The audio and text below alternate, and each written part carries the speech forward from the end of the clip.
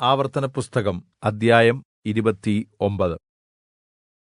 മോശെ യിസ്രായേൽ ജനത്തെ വിളിച്ചുകൂട്ടി പറഞ്ഞത്, യഹോവ ഈജിപ്റ്റിൽ വച്ച് നിങ്ങൾ കാൺകെ ഫറവോനോടും അവന്റെ സകല ഭൃത്യന്മാരോടും അവന്റെ സർവ്വദേശത്തോടും ചെയ്തതെല്ലാം നിങ്ങൾ കണ്ടുവല്ലോ.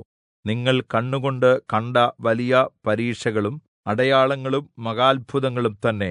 എങ്കിലും തിരിച്ചറിയുന്ന ഹൃദയവും കാണുന്ന കണ്ണും കേൾക്കുന്ന ചെവിയും യഹോവ നിങ്ങൾക്ക് ഇന്നുവരെയും തന്നിട്ടില്ല. ഞാൻ 40 സംവത്സരം നിങ്ങളെ മരുഭൂമിയിൽ നടത്തി. നിങ്ങൾ ധരിച്ചിരുന്ന വസ്ത്രം ജീർണ്ണിച്ചിട്ടില്ല, കാലിലെ ചെരിപ്പ് പഴകിയിട്ടും ഇല്ല. യഹോവയായ ഞാൻ നിങ്ങളുടെ ദൈവം എന്ന് നിങ്ങൾ അറിയേണ്ടതിന് നിങ്ങൾ ഉണ്ടാക്കിയ അപ്പം തിന്നിട്ടില്ല, വീഞ്ഞും മദ്യവും കുടിച്ചിട്ടുമില്ല. നിങ്ങൾ ഈ സ്ഥലത്തു വന്നപ്പോൾ ഹെശ്ബോൻ രാജാവായ സീഹോനും ബാശാൻ രാജാവായ ഓഗും നമ്മുടെ നേരെ യുദ്ധത്തിന് പുറപ്പെട്ടുവന്നു. എന്നാൽ നാം അവരെ തോല്പിച്ച് അവരുടെ രാജ്യം പിടിച്ചടക്കി. രൂബേന്യർക്കും ഗാദ്യർക്കും മനശ്ശെയുടെ പകുതി ഗോത്രത്തിനും അവകാശമായി കൊടുത്തു. ആകയാൽ നിങ്ങളുടെ പ്രവൃത്തികളിലെല്ലാം വിജയം ഉണ്ടാകേണ്ടതിന് ഈ നിയമത്തിന്റെ വചനങ്ങൾ പ്രമാണിച്ച് നടക്കുവിൻ. ഇന്ന് നിങ്ങളുടെ ഗോത്രത്തലവന്മാരും മൂപ്പന്മാരും പ്രമാണികളും യിസ്രായേൽ പുരുഷന്മാരും യഹോവയുടെ സന്നിധിയിൽ നില്ക്കുന്നു. നിങ്ങളോടൊപ്പം കുഞ്ഞുങ്ങൾ, ഭാര്യമാർ, നിന്റെ പാളയത്തിൽ വിറക് കീറുകയും വെള്ളം കോരുകയും ചെയ്യുന്ന പരദേശി എന്നിങ്ങനെ എല്ലാവരും നില്ക്കുന്നു. ദൈവമായ യഹോവ നിന്നോട് അരുളിച്ചെയ്തതുപോലെയും അബ്രാഹാം, യിസ്ഹാക്ക്, യാക്കോബ് എന്നീ പിതാക്കന്മാരോട് സത്യം ചെയ്തതുപോലെയും ഇന്ന് നിന്നെ തനിക്ക് ജനമാക്കേണ്ടതിനും യഹോവ നിനക്ക് ദൈവമായിരിക്കേണ്ടതിനും യഹോവ ഇന്ന് നിന്നോട് ചെയ്യുന്ന ഉടമ്പടിയിലേക്കും ആണയിലേക്കും പ്രവേശിക്കുവാൻ അവന്റെ സന്നിധിയിൽ നില്ക്കുന്നു. ഞാൻ ഈ ഉടമ്പടിയും ആണയും ചെയ്യുന്നത് നിങ്ങളോട് മാത്രമല്ല, ഇന്ന് നമ്മോടുകൂടെ നമ്മുടെ ദൈവമായ യഹോവയുടെ സന്നിധിയിൽ നില്ക്കുന്ന എല്ലാവരോടും ഇവിടെ നമ്മോടുകൂടെ ഇല്ലാത്തവരോടും കൂടെയാകുന്നു. നാം ഈജിപ്റ്റ് ദേശത്ത് എങ്ങനെ വസിച്ചു എന്നും നിങ്ങൾ കടന്നുവന്ന ജനതകളുടെ നടുവിൽകൂടി എങ്ങനെ കടന്നു എന്നും നിങ്ങൾ അറിയുന്നുവല്ലോ. അവരുടെ മ്ലേച്ഛതകളും അവരുടെ ഇടയിൽ ഉള്ള മരവും കല്ലും വെള്ളിയും പൊന്നും കൊണ്ടുള്ള വിഗ്രഹങ്ങളും നിങ്ങൾ കണ്ടിട്ടുണ്ട്.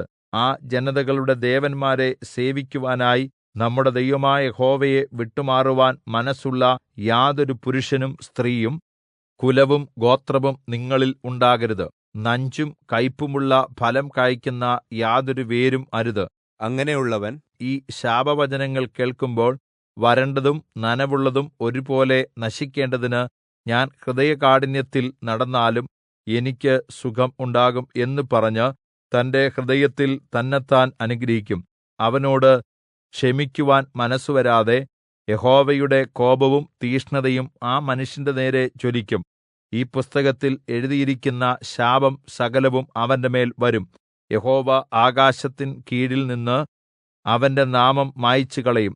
ഈ ന്യായപ്രമാണ പുസ്തകത്തിൽ എഴുതിയിരിക്കുന്ന നിയമത്തിലെ സകല ശാപങ്ങൾക്കും തക്കവണ്ണം യഹോവ യിസ്രായേലിന്റെ സകല ഗോത്രങ്ങളിൽ നിന്നും അവനെ ദോഷത്തിനായി വേർതിരിക്കും.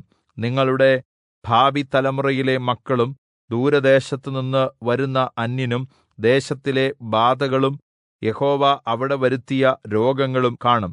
യഹോവ തന്റെ കോപത്തിലും ക്രോധത്തിലും സൊദോം, ഗൊമോറ, അദ്മ, സെബോയീം എന്നീ പട്ടണങ്ങളെ മറിച്ചുകളഞ്ഞതുപോലെ വിതയും കൊയ്ത്തും ഇല്ലാതെയും പുല്ലുപോലും മുളയ്ക്കാതെയും ഗന്ധകവും ഉപ്പും കത്തിയിരിക്കുന്ന ദേശമൊക്കെയും കാണുമ്പോൾ യഹോവ ഈ ദേശത്തോട് ഇങ്ങനെ ചെയ്തതെന്ത്?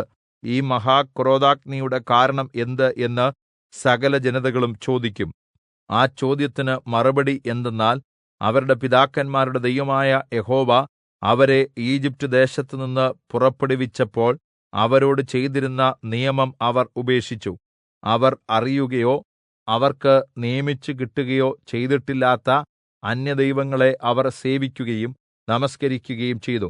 അതുകൊണ്ട് ഈ പുസ്തകത്തിൽ എഴുതിയിരിക്കുന്ന ശാപം ഈ ദേശത്തിന്മേൽ വരത്തക്കവണ്ണം യഹോവയുടെ കോപം അതിന്റെ നേരെ ജ്വലിച്ചു.